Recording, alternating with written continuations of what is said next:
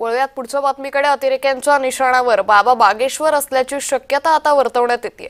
बागेश्वर बाबा यांच्या हिंदू एकता यात्रेच्या वाटेवर शस्त्रास्त्र सापडली आहेत. हरियाणातील फरीदाबाद इथं भारतावरील हल्ल्याचा कट शिजत होता. हरियाणातून हिंदू एकता यात्रा जाणार होती आणि त्याचमुळे आता पुन्हा एकदा एक मोठा संशय तपास यंत्रणांकडून व्यक्त केला जातोय. बाबा बागेश्वर यांच्यावरती हा सगळा हल्ल्याचा कट होता का, अशी शक्यता सध्या वर्तवण्यात आली आहे. हरियाणातून ही हिंदू एकता यात्रा जाणार होती आणि त्याच दरम्यान आता हा सगळा स्फोट झाल्यामुळे विविध शक्यतांना वाव दिसतोय. अतिरेक्यांच्या निशाणावर बाबा बागेश्वर होतो का, अशी शक्यता सध्या वर्तवण्यात येते. बागेश्वर बाबा यांच्या हिंदू एकता यात्रेच्या वाटेवर मोठी शस्त्रास्त्र सापडली आहेत. हरियाणातील फरीदाबाद इथं भारतावरील हल्ल्याचा कट शिजत होता.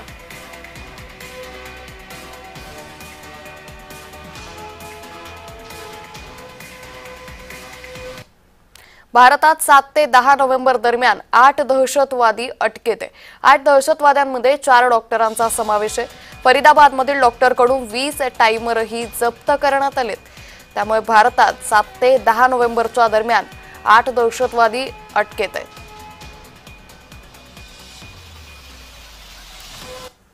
7 नोव्हेंबर ते 10 नोव्हेंबरच्या दरम्यान संपूर्ण भारतामधून तब्बल 8 संशयित अतिरेक्यांना पकडण्यात आलं वेगवेगळ्या ठिकाणाहून, ज्यामधले 4 डॉक्टर होते आणि त्यातला एक अतिरेकी जो आहे याच एनसीआर रिजन मधून म्हणजेच या दिल्लीच्या राजधानीच्या शहरापासून काही किलोमीटर दूर असणाऱ्या हरियाणाच्या फरीदाबाद मधून त्या ठिकाणी पकडण्यात आला. या दहशतवाद्यांकडून तब्बल 2950 किलो एवढं स्फोटक मटेरियल त्या ठिकाणी सापडलं.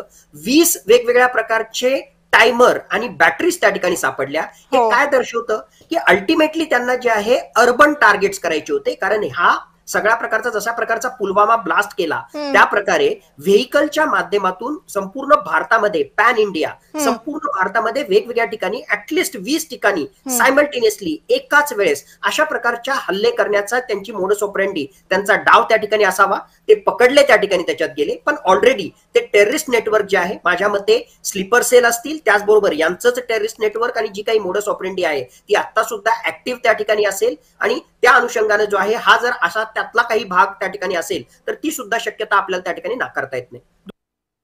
मुख्यतः दहशतवादी कारवाया म्हटल्यानंतर आपलं लक्ष फक्त जम्मू आणि काश्मीरकडे त्या ठिकाणी जातं, पण ज्या प्रकारची यांचे सगळे जे आहेत लिंक्स आपल्याला सापडले की हरियाणामध्ये, उत्तर प्रदेशमध्ये एवढंच नाही तर गुजरातमध्ये सुद्धा जे आहे बायोकेमिकल वेपन्सशी संबंधित जे आहेत ते टेररिस्ट त्या ठिकाणी पकडले गेले. आणि जसं मी सांगितलं की 20 टायमर असतील तर त्या 20 टायमरची गरज काय? 20 टायमरची गरज यासाठी आहे कारण ते टायमर त्या ठिकाणी लावून एकाच ठिकाणी एकाच वेळेस जे आहे वेगवेगळ्या ठिकाणी ते ब्लास्ट घडवून आणणं म्हणजे पॅन इंडिया अजेंडा त्यांचा होताच होता. जम्मू काश्मीरच्या बाहेर त्यांना करायचं होतं. म्हणूनच मागच्या काही वर्षांपासून या एनसीआर रिजन मध्ये म्हणजे या फरीदाबाद मध्ये सुद्धा जो आहे हा अतिरेकी त्या ठिकाणी राहत होता आणि ते सगळी पाळमुळं की मागच्या 3 दिवसामध्ये काय काय कारवाया झाल्या याच्याविषयी आपल्याला कल्पना त्या ठिकाणी आहे. तर नक्कीच हा मोठा डाव आहे